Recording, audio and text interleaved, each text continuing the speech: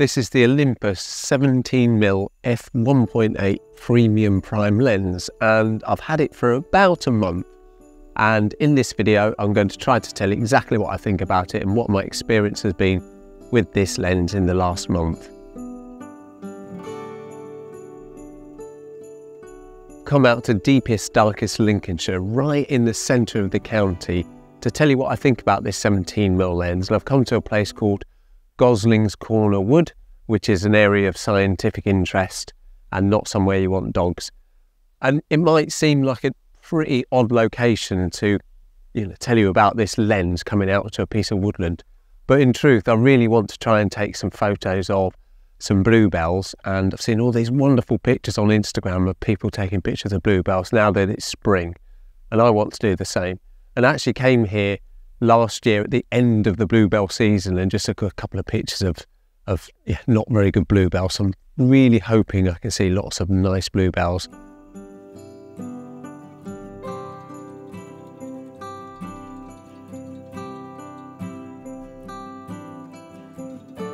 It weighs about 118 grams, it's all metal construction, it feels really small, and although it feels really light, it feels chunky and sturdy, and it actually feels like a decent quality lens.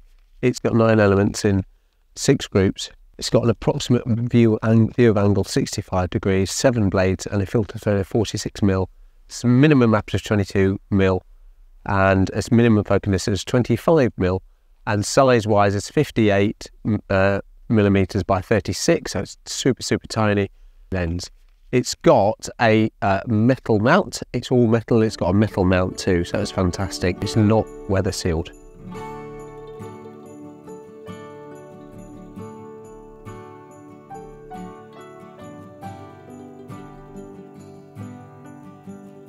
I bought the 17mm lens to replace my 12-40 Pro lens, which is a phenomenal lens. It's fantastic. However, as you might have seen in one of my previous videos, one of my family members broke my 12-40 lens. And although it does work, and you're actually coming through that lens right now, it's not the most reliable lens in the world. It goes in and out of focus and does all sorts. So I really wanted to replace that, and because that lens would have cost me easily £400 with the cost of living crisis we're all facing wherever we are in the world right now, the price of these lenses keep going up, and I didn't really want to spend another £400 or $400 buying another one of those lenses, so I decided to get a prime lens, and I opted for the 17mm, which might seem a bit of an odd choice, especially because the 12-40 was quite a wide range. And I could have gone for the 12mm Olympus or picked a really nice Lumix lens. But I decided that the 17mm offered me a really nice range, or a nice angle that covers quite a lot of photography. And actually, if you think about it, the 17mm or the 35 in full frame is actually, and this will be contentious, I know, is actually pretty much in line with the human eye, or the angular view of a human eye.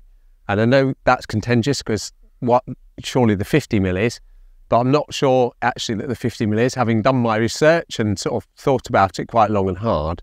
And if I'm honest, I think full frame's 40mm lens is probably the most equivalent to the human eye out of any, and 35 isn't far off. So my research has told me that the human eye, the angle of view is roughly about 60 degrees. So we kind of look, and what we see is 60 degrees. We can see about 120 degrees, but if you look at that in 120 degrees in photography terms, what you'd say is that sort of periphery, the widest angle of that is really soft focus. My thumbs are twitching. I know they're twitching, I can see them, but there's nowhere near I can see any sharpness. They're really not in focus whatsoever. And of course, 30 degrees is what we focus on. So this being an angle of 67 is not that far off of a 60, which is what the human eye is, whereas a 50mm lens has got an angle of 47. So as you can see, this is probably much more in line with a human eye than a 50mm, although I did consider a 50mm, but I thought this was going to be the most versatile lens for me doing the photography that I was interested in. And what I'm seriously thinking about doing next is buying the 25mm. So I will have at that point the 17, the 25 and the 45. And I think that would be a nice trio of lenses to own, and it'll cover sort of most of the range that I'm interested in. But that's why I bought this focal range and not bought anything else. And there's lots of other lenses on the market. Yeah, this lens, it's taken me in a way back to my film days, and perhaps I'm just like you and habits don't die easily. And what I find I'm doing is when I had my 50mm lens on my film camera, what I always did was I saw my image, I saw what I wanted to take a photo of, and I'd walk around it, I'd look here, look there, everywhere, try to get the best composition with my 50mm lens, and then I take my picture. And I'm doing exactly the same with this 17mm. So I'm having to, instead of using the zoom, I'm having to move my body to get the composition I want. Sometimes it's not perfect, sometimes you can't actually get in a position you want to be, but that's what I've been doing. And what it's made me realise is that when I'm using my 18 or equivalent to 1850, my 1240, or if I'm using an 1850 on the Nikon or the Canon, what I tend to do is find a composition, I check it out, I make sure I've got the right image in frame, and I would pretty much say that 80% of the shots that I take with the kit lens is either in 18mm or 55 equivalent, or for me 12 to 40. And you think, oh, that's interesting, because I would say it's the 80-20 rule. 80% of my images are either, well, most of them are 18mm, and then the rest are 55, and then there's a few in the middle. And that's what this lens is. This is in the middle. And I think that's because we're lazy, in a sense, that we just leave it on its widest or its narrowest. When we're taking landscapes or pictures of buildings or anything, we tend to leave it on 18mm, and we only go for 55. We only go for the zoom element when we need that reach, when we need to get in, and we don't do that very often. And that's why having a quicker prime lens is possibly a good idea, because really it forces you to be a bit more creative, think a bit more about your composition, and just, you know, focus in on the image using your feet rather than the lens.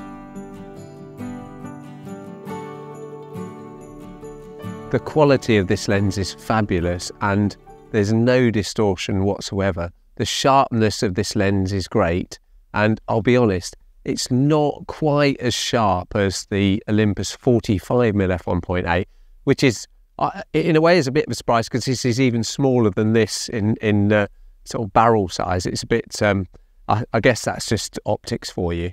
And it does present a tiny bit of purple fringing on the edges of trees or edges of buildings.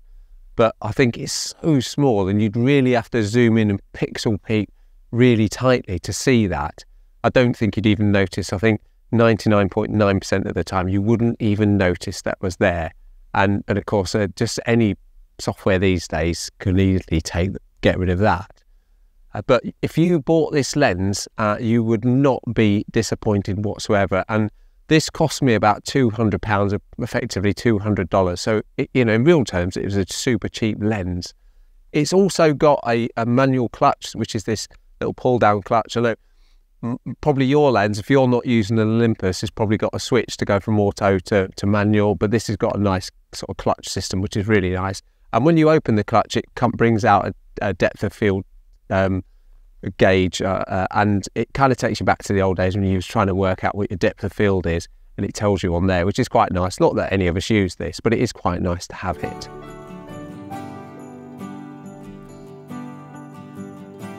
And here's just a quick test of the focus of the lens. So here I am focusing fairly close, about half a metre, a couple of feet away from these lovely new leaves that are just coming on this tree. And what I'll do, I'll put the manual clutch on there and I'll defocus it. I'll just go right out of focus, put the clutch back on, and immediately, this is in video mode, it's gone straight back in, no problem. It's just focused really well. I'll just do that again. So I'm right out of focus. This is the manual clutch is on, and I'll turn the manual clutch back off, and it should focus pretty much immediately in video mode. I think that's pretty good. It's perfect. You wouldn't want anything better than that. That's ideal.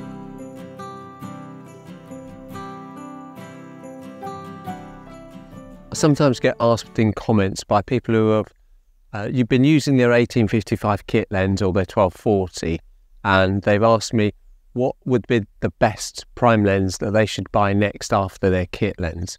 And of course, but for anybody, that's an extremely difficult question to answer, because it all depends on your style of photography. What do you prefer to do? What photography do you like doing? And then buy the lens based on your preference. So for instance, if you like taking portraits of people, if you like taking portraits of family, friends, or just going out and trying to earn a bit of money, then if you've got a Micro Four Thirds camera, whether it's a Lumix or an Olympus, then I would recommend the 45mm f1.8 Olympus. It's fantastically sharp. This is the lens, to be honest. And you could use that for either brand of camera or any of the Micro Four Thirds brands of cameras. And if you're wanting to take landscape photography, you might want to go for a 12mm, or you might want to go for a sort of even wider lens if you can get them. But you could always equally go for the 17mm lens, and what that will do, that will help you to improve your photography.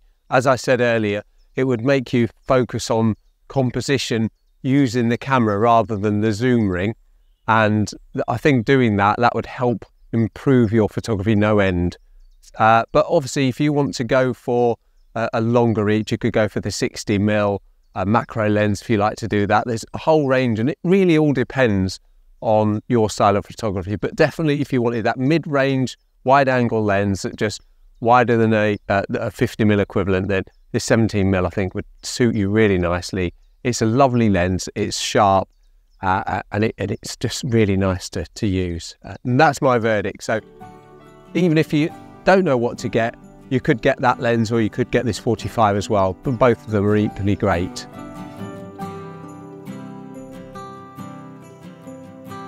I've been using the lens on my EM1 Mark II, and it kind of looks a bit lost. It looks a bit small on my EM1 Mark II, and it's possibly best suited to my EPL5, the pen series.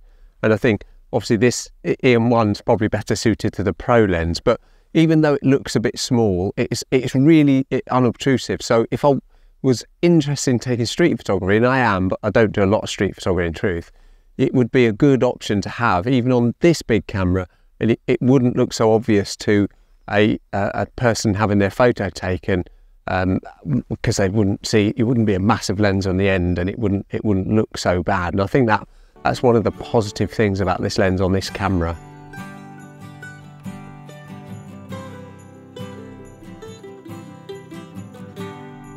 For this shot, I've got a couple of bluebells just there, and I've gone really, really low. I'm on f1.8, and I've gone for 1/320th of a second.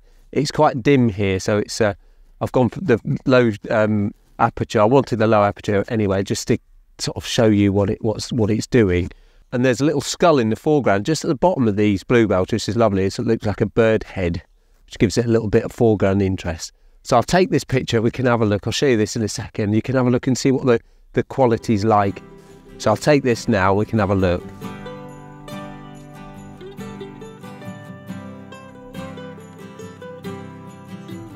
The sun's come out now, which is lovely, and I've got this beautiful patch of wild garlic right in front of me. And I'm going to do pretty much the same image. This time I'm going for f1.8 again, just to test out the lens really, just to show you what f1.8 looks like on this lens. And I've gone for 1,000th a second. Now the sun's come out, it's got a lot brighter, and I've got a nice patch of garlic right in front of me, lovely white flowers on a beautiful bed of green. It just looks great, and now the sun's come out, it's just gorgeous. So I'm going to give this shot a go now, focusing right on one of the flowers. All green all round it, a lovely carpet of green around it. It looks beautiful. Let's have a look at that.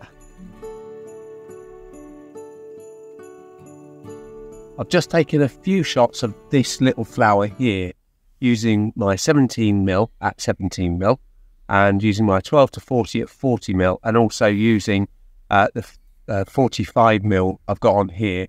All the same picture, all the same flower, 3 different shots, and I'll show you what they used to look like now, and you can get a comparison of what each can do, each at their lowest aperture, so f2.8 or f1.8, and you can see the difference, see which one's best or which one's not. And I think you'll find that they're all pretty similar. Here goes 45mm at f1.8, and this has got 0.5 meter distance, this lens, so it's not quite as close, but there you go, there's the shot. Nice. And let's have a look at those now.